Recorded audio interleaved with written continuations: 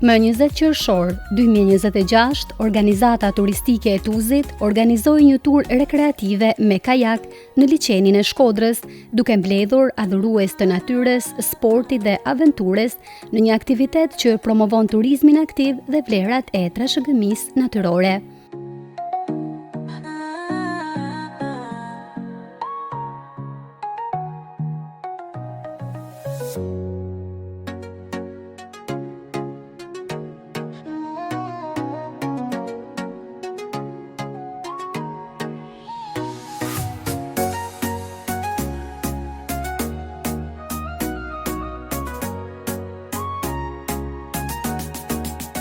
Tura nisin nga Nënhelmi, ku pjesëmarrës të grupmoshave të ndryshme u bën pjesë e një eksperiencë unike në ujërat e qeta të liçenit. Me një itinerar të lehtë dhe kohëzgjatëre përafërsisht 3 orësh, aktiviteti u konceptua si një mundësi për relaksim, rekreacion dhe njohje më të afërt me bukuritë e kësaj zone. Përmes lundrimit me kajak, pjesëmarrësit patën rastin të shijojnë peizazhet mbreslënse, biodiversitetin e pasur dhe qetësinë që ofron liçeni i Shkodrës, një nga asetet më të çmuara natyrore. Organizatorët shprehen se aktivitetet të tilla synojnë të promovojnë jetesën e shëndetshme dhe turizmin e qëndrueshëm. Përveç aspektit rekreativ, kjo veprimtari shërben edhe si një mesazh për ruajtjen dhe promovimin e pasurive natyrore, duke afruar qytetarët dhe vizitorët me mjedisin dhe vlerat që e bëjnë këtë destinacion të veçantë. Qëllimi kryesor është ta shfrytëzojmë pak edhe këtë pasuri natyrore që kemi në liçenin e Shkodrës në komunën tonë, edhe sidomos tani që edhe është shpat nga UNESCO rezervati i biosferës. Gjithsesi ne kemi parapar nga viti i kaluar e kemi fut në plan program që të jetë një regatë garuese, por në diskutim me shoqatat e ndryshme që mbrojnë mjedisin dhe në diskutim me organizatën nacionale të malit zi, me sugjeruan që mos jetë regatë garuese, por të jetë ma shumë regatë rekreative për arsye se në këtë kohë ka shumë shpend dhe vezë të vezla që presit të qilin zëst, ashtu që kur tjetë garuese mos të pengojmë apo çapo dive të prishim ndoshta, edhe erdhëm deri te përfundimit se ta bëjmë regatë rekreative. Duhet pas parasysh se është një sport që pak praktikohet në malësi për fat të keq, sepse ka perspektivë të madhe. Malësia dimi se ka lumin cimb, ka liçenin e Shkodrës dhe dëshira jonë është se t'i nxisim edhe të rinj që të merren me këtë aktivitet, me qenë se është mjaft i përhapur në gjithë botën. E shohim se njerëz që bëjnë kajak na vinë nga tërë Evropa, edhe më larg në brizët e lumit cimb dhe në liçenin e Shkodrës, ndërsa ne këtu rrim pasiv. Edhe qëllimi ishte kryesor që t'i nxisim ata që të merren pak edhe me këtë lloj sportit, edhe ndoshta dikush nga ata nesër të hapin klubin sportiv me këtë lloj sportit. Dhe sa jeni kënaqur ju me pjesëmarrjen dhe regjistrimin e të rinjve nga komuna jonë?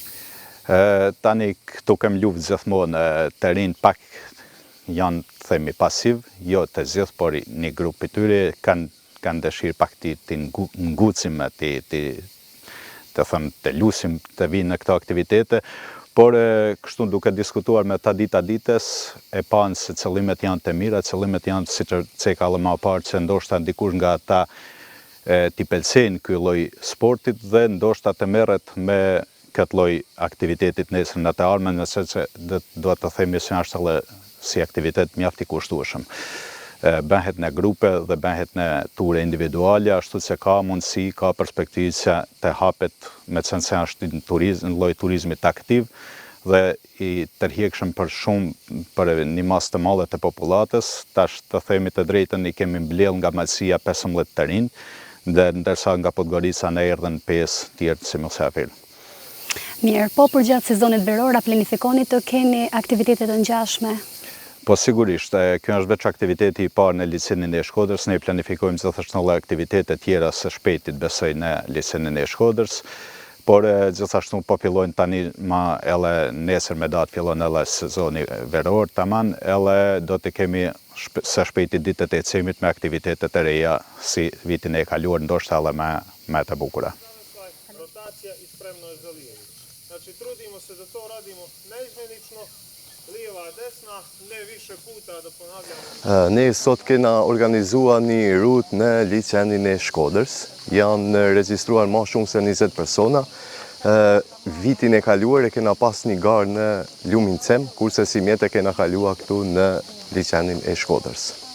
A jeni kënaqur me numrin e pjesëmarrëve që janë Po tash regjistruar? të kënaqur. Është shumë interesant me popullin tonë që vetëm din të kritikojmë, të thomë jo nuk organizohet, nuk bëjmë fe manifestimesh, po kur i bëjmë, ata që kritikojnë nuk vinë.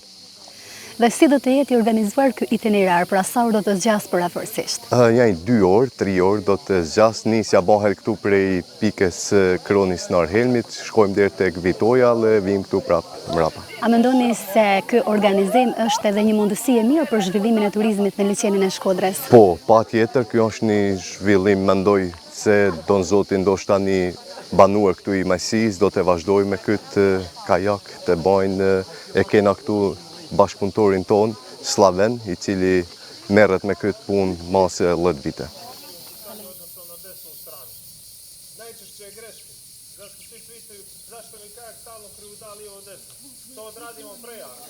Kjo është eksperienca e me e parë, shpresoj se gjithçka ka me kalu mirë.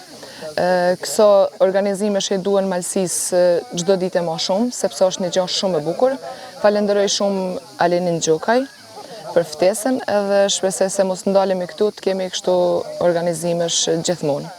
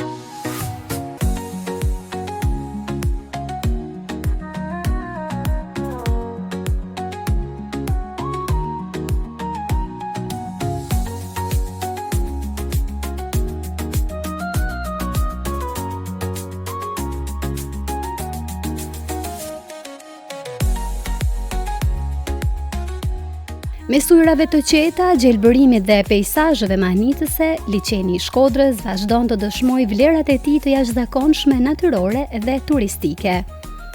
Aktivitetet të ngjashme si kjo tur rekreative me kajak jo vetëm që ofrojnë argëtim dhe relaksim, por gjithashtu forcojnë ndërgjegjësimin, përëndësinë e ruajtjes dhe mjedisit dhe zhvillimit të turizmit të qëndrueshëm, duke përcjellur atë edhe tek brezat e rinj.